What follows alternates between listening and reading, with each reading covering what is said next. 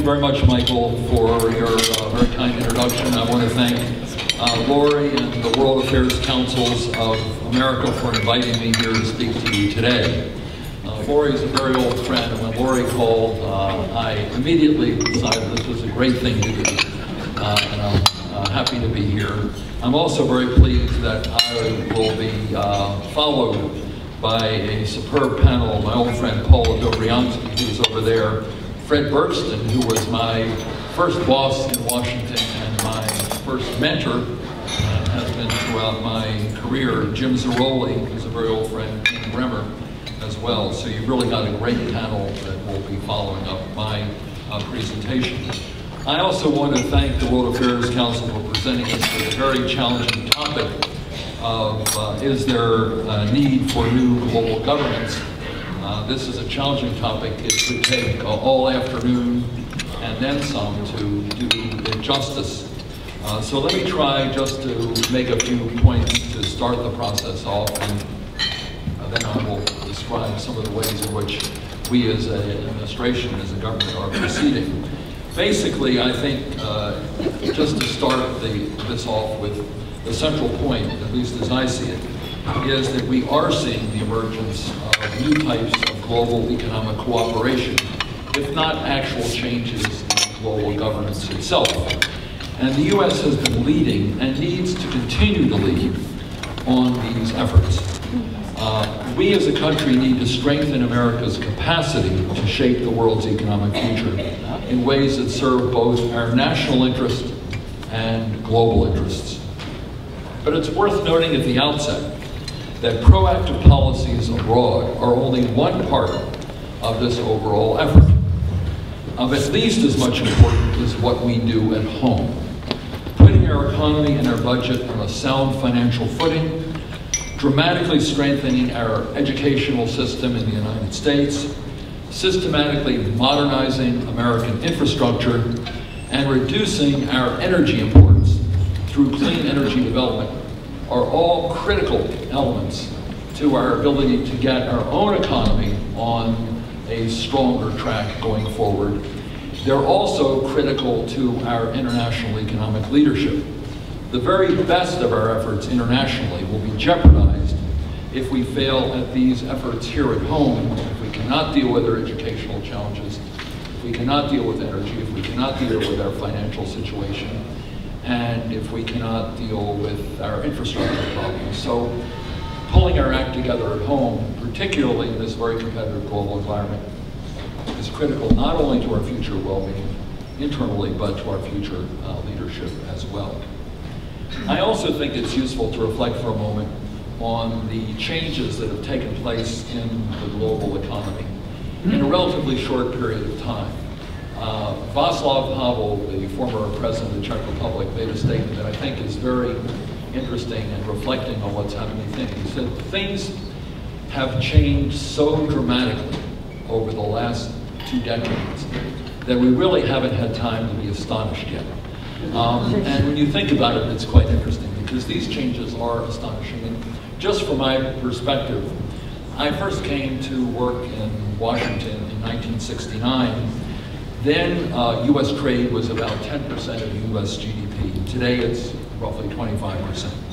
At that point, foreign investment in this country was about 1% of our GDP.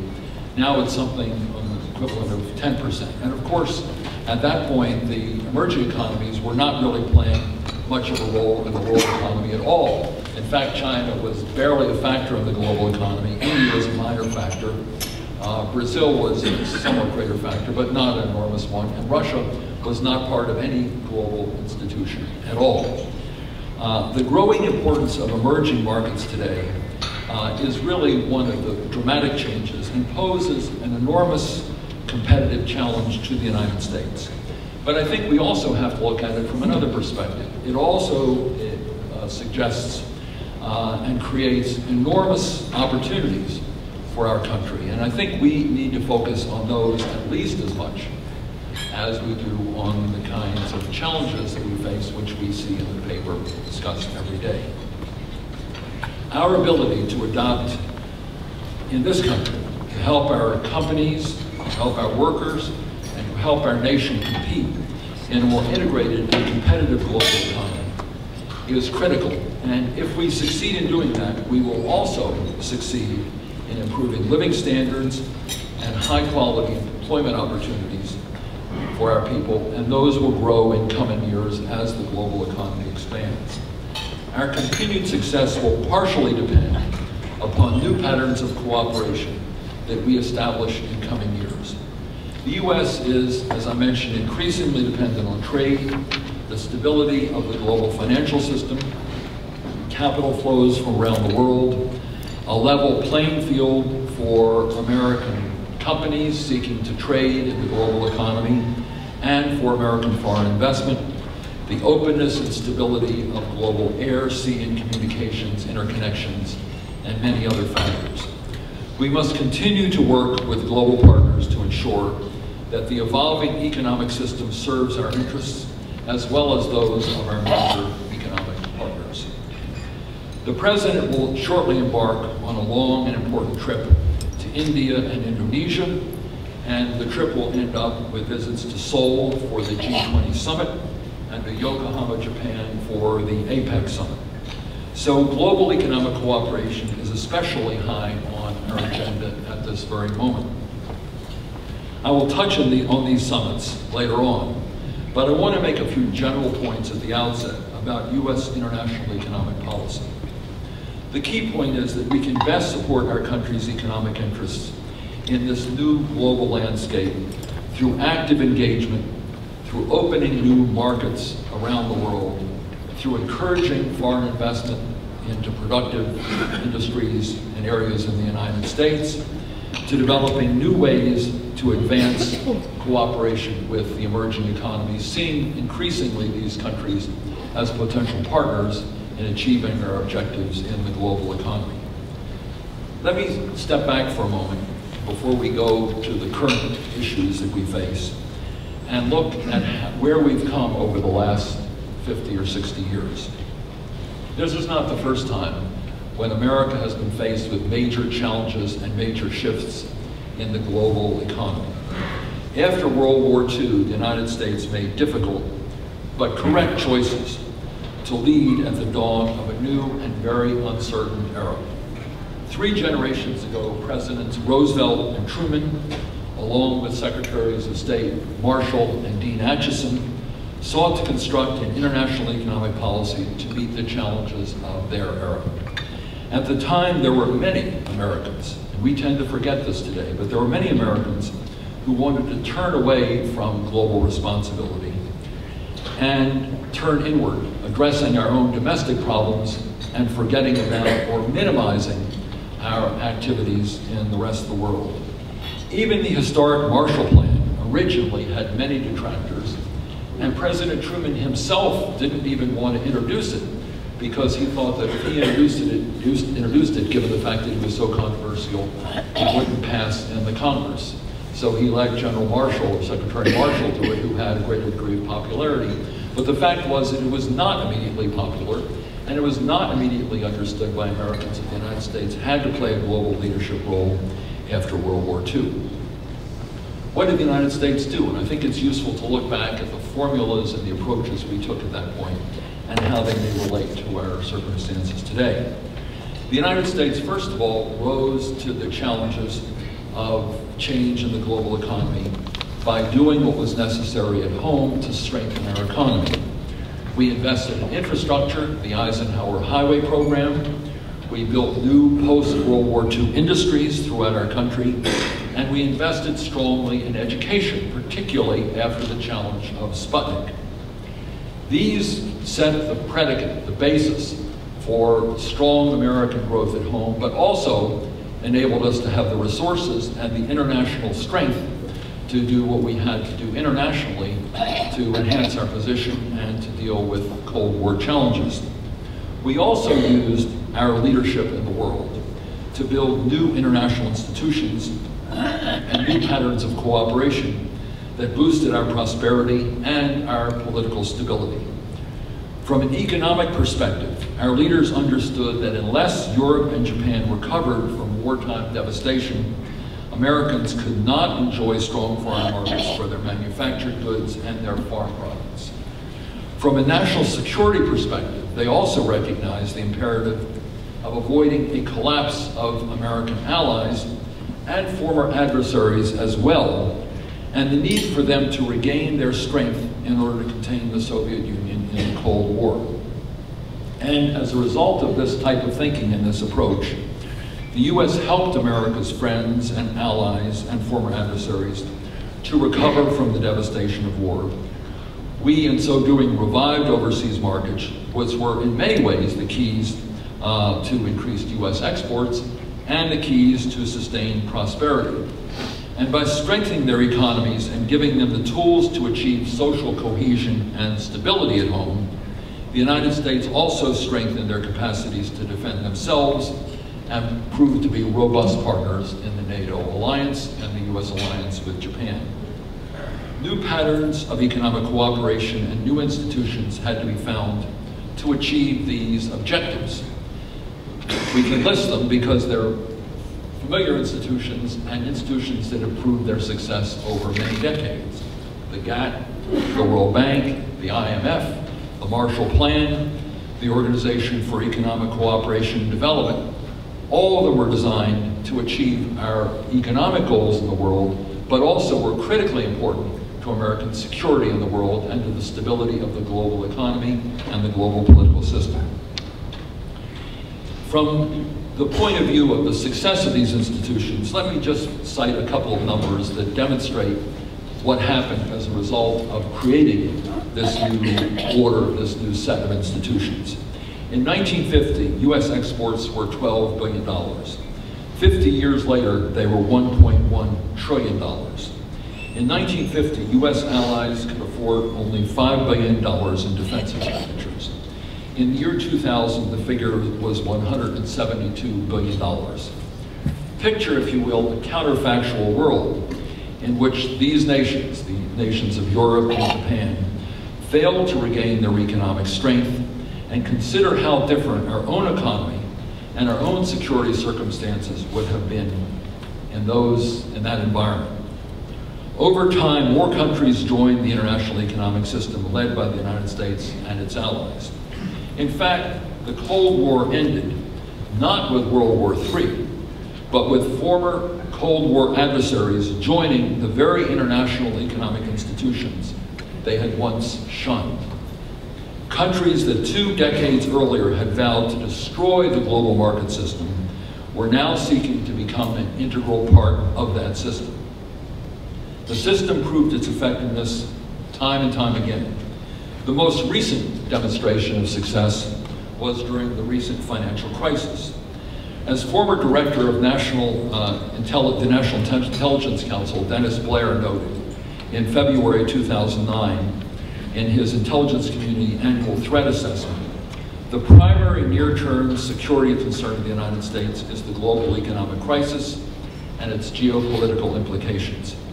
He was certainly correct in that analysis, again drawing the links between what happens in the world economy and America's national security. Now consider for a moment how much worse that crisis could have been and would have been without these institutions. Trade rules and norms forged in the 1940s and 1950s prevented countries from engaging in 1930s-style protectionism. Financial institutions helped to avoid 1930s-style currency disruptions and provided significant sums of money to countries in need of liquidity and support. That crisis that we've been through may have been the worst since the 1930s, but it also elicited the broadest and most effective display of international economic cooperation since that time as well, avoiding the kinds of foreign policy and security calamities that Admiral Blair had warned of. We're now in a new era, but we also face enormous challenges and uncertainties. Just as then, Americans must exercise leadership and our government must play a strong leadership role. In order to do so, we have to identify the new challenges of the 21st century and work with the international community to seize the opportunities of this new era. I would like to just take a moment to list a few of the challenges we face today and the kinds of policies and cooperation required to address them. First is the new international economic geography. One of the fundamental challenges of this new era is the new multipolar global economy. Emerging nations have become financial, commercial, and technological players on the world stage. But these countries have economic agendas that are not always the same as those of the United States or the handful of industrialized countries that were the managers or the stewards of the global system for much of the last half century. Many of these nations have large numbers of people with very low incomes. Let's take the example of China, for instance. It has a population of 1.3 billion people, but its per capita gross domestic product is only 1/7 that of the United States. According to the World Bank, China's GDP per capita ranks 92nd in the world. Brazil's is 72nd, and India's is 121. And the average Chinese household consumes only 1/14 the value of goods and services purchased by the average American household. As a consequence, perceptions that shape these countries' international economic policies, and continue to do so, are very different from those of the industrialized economies. And that has to be taken into account when we look at the positions they take on many international economic issues. The second big change is shifting financial flows and circumstances. We've seen a significant shift in the flows of capital between industrialized and developing countries. In the past, flows of capital normally went from industrialized to developing countries. Now much of it is moving in the opposite direction. In 1990, the current account of emerging and developing countries as a group was close to balance. In 2008, they had a combined surplus of nearly $800 billion. Emerging market reserves now dwarf those of the industrialized economies. Their reserves are more than $6 trillion, up from only $350 billion in 1990. While advanced country reserves have risen from about $450 billion in 1990 to only about $2 trillion in 2009. Although a number of developing countries have historically struggled with sovereign debt, for example, Mexico, Thailand, and Russia, this problem now seems to be a bigger issue for the industrialized economies. Debt as a percentage of GDP for the large emerging economies is about half what it is for the large industrialized economies. A third big change is the aftermath of the recession and the impact the recession has had on the way many of our citizens look at the global economy. We've just come through the worst financial crisis since the Great Depression. I described that a little bit earlier and the role that global institutions played in combating it. But this problem and what we've been through still has left a long and very dark legacy. It has produced high levels of unemployment and devastated the savings of many millions of people in the United States and other parts of the world. It has also contributed to and generated, and some might say even enhanced, the skepticism in the United States about the benefits of globalization, open trade policies, future trade liberalization, and subtypes of foreign investment. So one of the great economic as well as national security challenges for the United States is to demonstrate to the American people that our economy is returning to its previous resilience. We must show also to the rest of the world that our political system is able to make the hard choices needed to put our finances on a solid footing, to produce a robust economic policy, to produce a strong energy policy, to revitalize our infrastructure, to reform education, to devote more resources to research and development, and to pursue a proactive trade policy. Failure to do so will not only hurt the United States economy, it will undermine our global leadership. Our global strength is based in large measure on the success of the American economic and political system, which has shown remarkable resilience over the centuries to overcome problems and challenges. The challenge we face today is to demonstrate that kind of resilience again, and to demonstrate that we can pull together to address the competitive challenges face internationally and the enormous challenges that we face at home. And next, another area that is worth talking about for at least for a moment is the change in global interconnections that has taken place. As our daily lives become more dependent on computers, the internet, electronic transmission of funds, and smart grids, the threat to them grows. Global connectivity makes us all more efficient and many of us more prosperous, but it certainly makes virtually everyone more vulnerable as well. Cyber terrorism, cyber piracy, assaults on personal data, and threats to our national security information system are all dangerous 21st century threats to our economies, our technological leadership, and our security.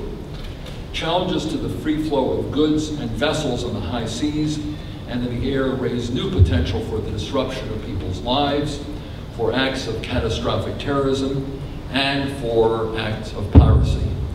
Much effort is required to ensure cooperation in these common spaces. We've also seen how closely integrated financial markets are. Problems in one country or region simply can't be contained by borders or oceans. Another area of change is that of global competition. We also see that there is now intense competition, not just for markets, which we've known for a long time, but for capital, for energy, for rare earth minerals, and for other key commodities. And there's likely to be greater competition in the future for arable land and water. New rules and practices need to be established to avoid perceptions of zero-sum competition in these important areas. We need to define new rules that enable competition to take place on a level playing field with broader opportunities for commerce in these areas rather than more constrained global markets and greater acts of nationalism. Nationalistic practices in the setting of standards, procurement decisions, and regulation threatens to impede global competition and damage the global economy. In order to address these problems, we need to demonstrate that the American system and American leadership can still deliver in the 21st century. We have an interest in showing that democracy, free market capitalism, a strong entrepreneurial environment, the free flow of information, diversity, and inclusivity are still the building blocks of economic growth and of economic opportunity for millions and millions of people in our own country if we're to encourage others to utilize these same types of practices. But as we address these issues at home, we need to recognize that changes in the global economy increase the urgency of cooperation among developed and developing economies. The emergence of a new group of economic powerhouses, principally but not only the BRICS, demonstrates the need for new forms of cooperation and new partnerships. These countries should assume responsibilities for the global economic system, commensurate with their growing role in it and the increasing benefits they derive from it.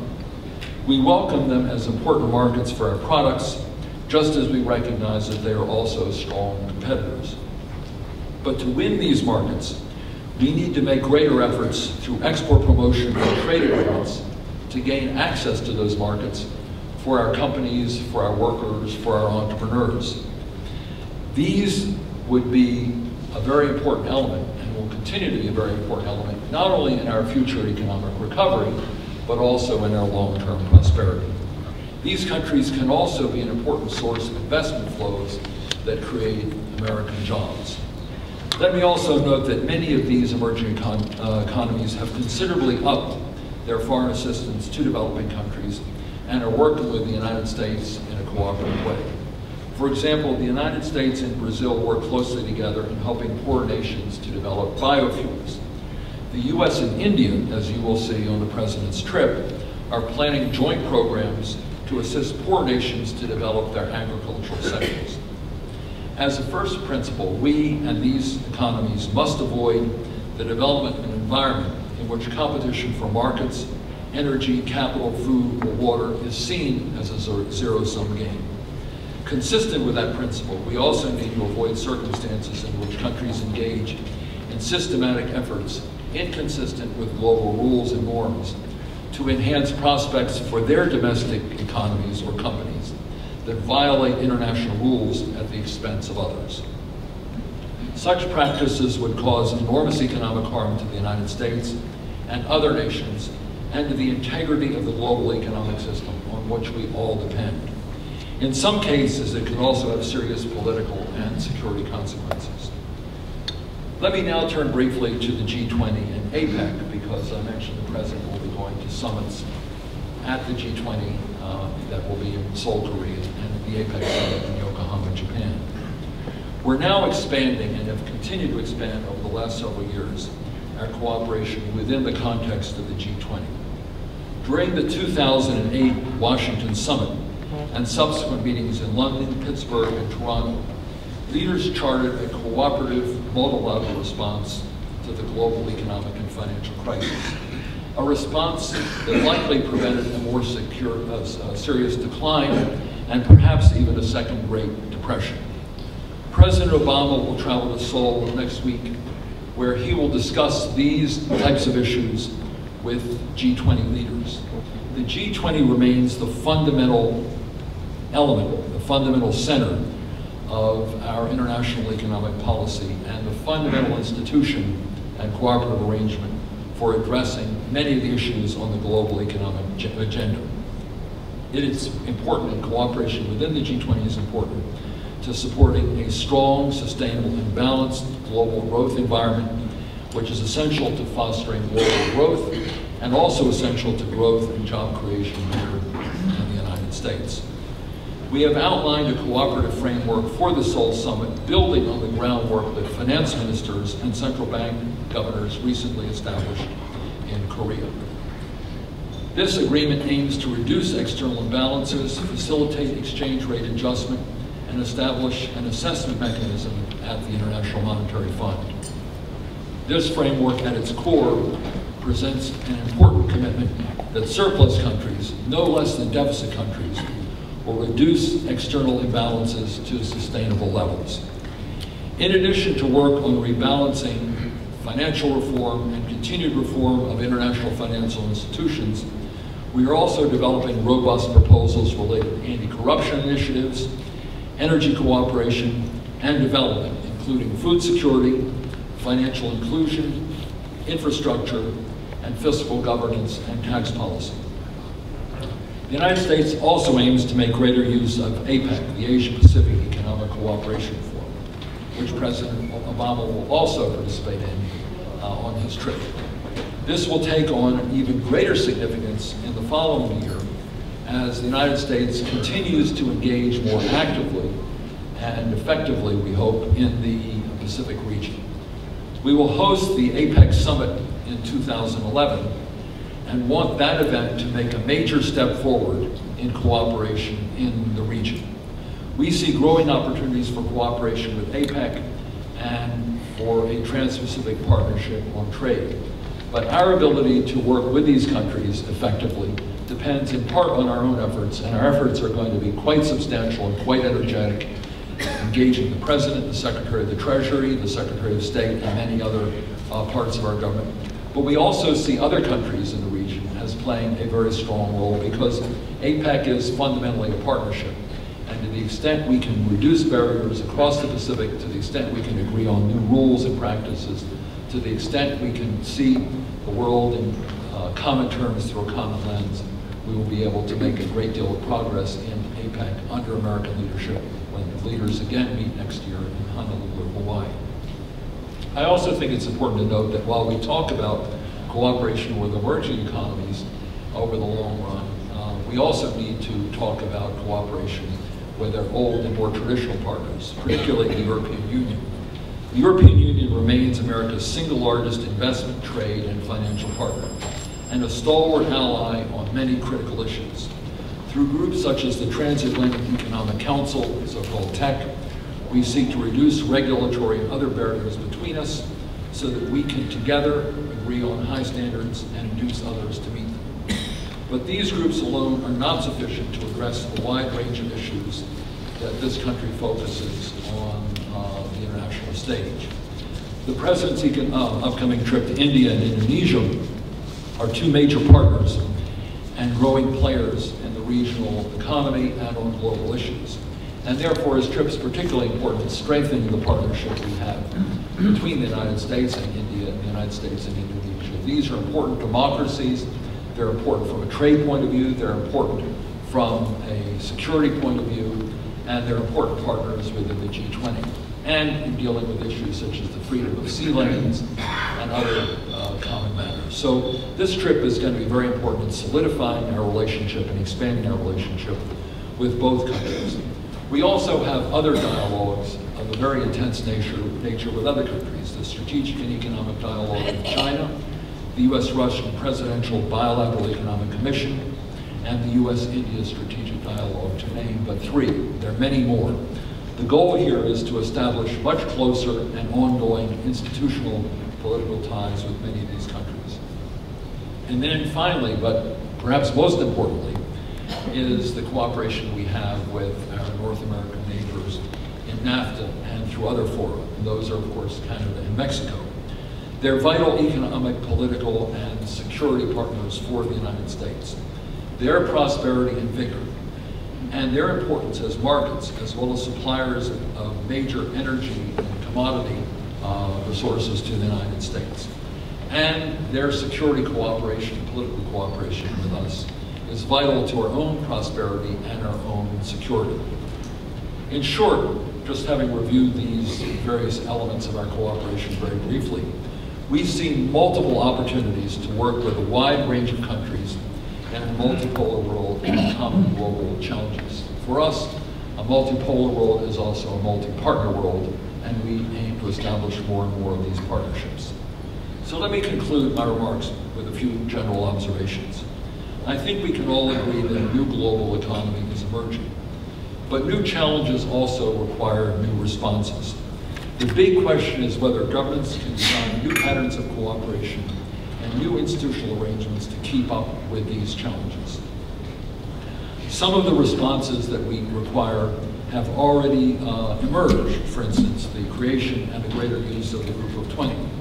Some of these responses involve enhancing the work of groups that have served us well in the post-World War II era, the WTO, the IMF, and the World Bank, and the OECD, and other institutions.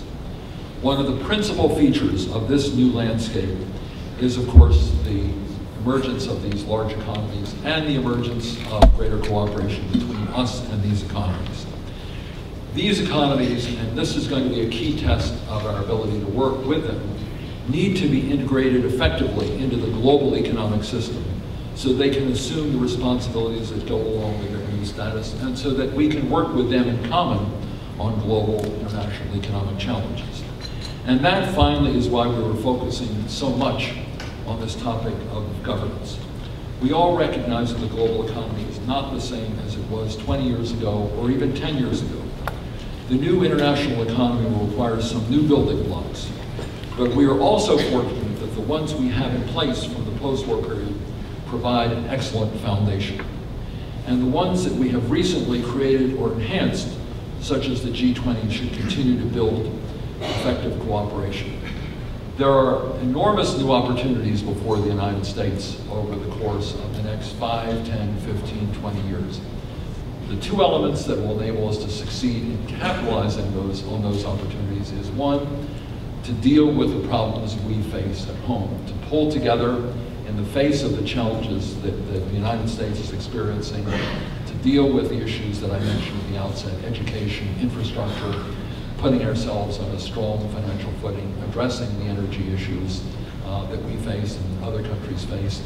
Strength at home, economic strength at home, economic vitality at home is critical to American leadership abroad. The second element is to pull together domestically and internationally to figure out ways of engaging the emerging economies to a greater degree in the global system, to make them a greater part of the system and that they assume greater responsibilities for it.